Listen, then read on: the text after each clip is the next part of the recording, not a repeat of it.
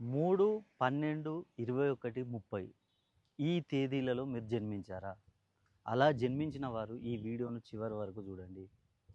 Hi అండి, అందరూ ఎలా ఉన్నారు? నేను మీ కిరణ్ చంద్ర, న్యూమరాలజిస్ట్.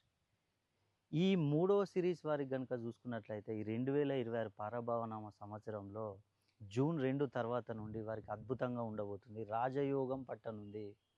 అష్టైశ్వర్యాలు, భోగభాగ్యాలు వారికి కలగనున్నాయి. ఎందుకంటే ఈ మూడవ నంబర్ అనేది గురువుకు సంబంధించిన నంబరు.